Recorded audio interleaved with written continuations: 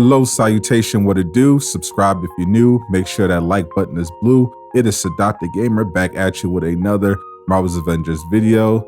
Once again, it is time for the weekly recap.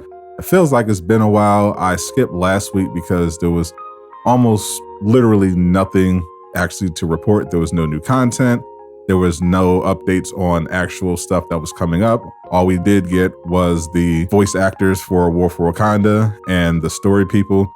And stream was interesting, but again, nothing relevant was actually discussed in terms of what is coming to the game. But this past week, we did have a lot to talk about, and talk we did. Now, they did cancel the dev stream on Friday, but thank you for everyone who came out for my dev stream without the devs. That was a lot of fun, and I was able to answer some of your questions and help you guys vent your frustrations at what was a pretty rocky week in the Marvel's Avengers community. As you guys know, on Thursday's blog, they officially gave us a release date and detailed information about the first Omega level threat. Family Reunion is, of course, coming out this coming Tuesday, the 27th, as well as the Multiples of the Same Hero update and Multiplayer Mega Hive. Now, you won't be able to play the Multiplayer Mega Hive until next Thursday, but starting Tuesday, you should be able to dive into the Omega level threat. And that was a topic of conversation driven in no small part by myself. If you guys saw my Thursday stream, you know I had a lot to say about the Omega level threat, most of it not great.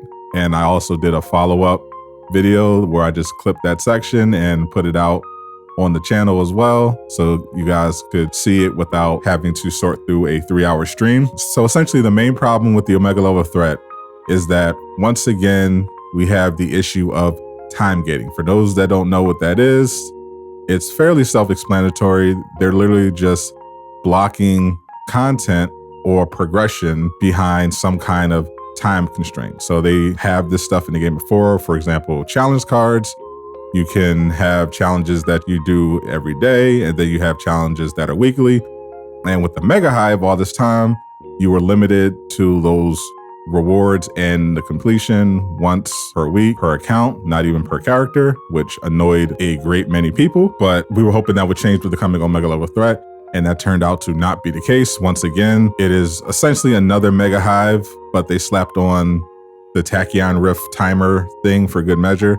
So once again, they are limiting the rewards that you get to once per week per account. That means if you play the Omega level threat and you pick Thor or you pick Captain America, once you complete it and get your 2 guaranteed exotics and your epic minor artifact, that's it. You're done for the week, unless you do the save scum, and where you just basically load a backup save and do it again. But if you do that, you're just essentially just trying to get a different type of exotic. You're still limited to one character at a time, and that's it until next week. Needless to say, that was incredibly frustrating because the main problem with this game right now, apart from the bugs, is the lack of content. And for 10 months, we've been asking them to give us something to do that rewards high-end gear that we can play with our friends and just farm over and over again for hours at a time. That was supposed to be patrol mode. That was supposed to be the Omega level threats. And instead, the patrol mode got delayed. And for this first Omega level threat, they decided to once again time gate it so that you play the family reunion once and you just leave the game, because that's one of the huge problems with the game in terms of retaining players. Players either left already altogether, or they come in, they log in on Thursday, they do the Mega Hive, and now they'll be able to do the family reunion, and then they just leave the game.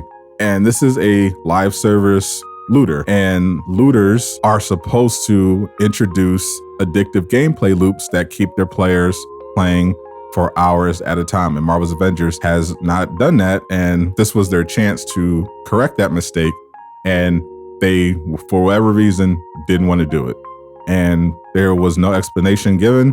We were hoping to get more clarity during the dev stream, but they canceled it at the last minute. Phil said he was feeling sick, which completely understandable, but Andy said he was tired, which is, in my opinion, a completely ridiculous excuse. Because imagine if you're working at Starbucks and you call out sick because you say, oh, I'm sleepy, I just can't do it today. You're going to be fired. So the fact that people are giving Andy a pass on that is ridiculous. He's not even a dev. He's not crunching away coding and everything like that. He's a community manager who doesn't even post on Reddit and he barely posts on the Discord. So I understand Andy, I'm sure he does other stuff, but the fact that he gave, oh, I'm just sleepy as an excuse, they had no one else that can run the stream. They couldn't call Layla. They couldn't call another dev. Like, how many people are working on this operation? I thought that was ridiculous, but that's where we're at. So we have no additional information. There was a secret meeting with the creators. They do these periodically where Crystal Dynamics will bring in their favorite content creators. They will bring them in to show them upcoming content and they'll answer questions and stuff like that. I know some of the people who were invited and I heard what happened at the meeting, and from what it sounds like, they don't really know what they're doing. It is, especially when it comes to the cosmetic vendor, that's looking more and more like they were literally just pushing people to the marketplace and they use the rework as an excuse because it's bad. It's really bad at this point. But they did say their intent was to eventually allow us to do the family reunion with each of our characters, but still once per week. But again, that begs the question, why was that not already in the update to begin with? And they had no answers to those questions, not in the blog and not behind the scenes either. Maybe it's a corporate decision. I legit just have no idea. It's just ridiculous to me. But other than that, the patch will include, of course, the multiplayer Mega Hive and the multiples of the same hero thing, which should make matchmaking a lot easier as we experienced during the Tachyon Anomaly. But the elephant in the room, which again, we didn't get any information on because dev stream was canceled, was the status of MCU Thor.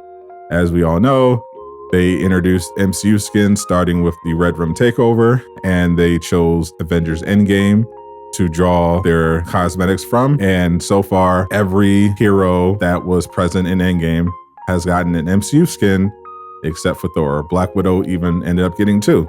And the reason they gave is because, well, they were still working on Thor and it wasn't ready yet. So that's why they pushed out the snowsuit Black Widow cosmetic first, which fine. But that led people to speculate, well, maybe they're doing Stormbreaker. That's why it's taking so long. Maybe it's Fat Thor. No one knows. They haven't given any updates since, and we're still speculating, but I've been pretty much assuming this whole time that they were saving MCU Thor for an actual event. If you guys pay attention to their release schedule for the MCU skins, they always release them when there is an event going on.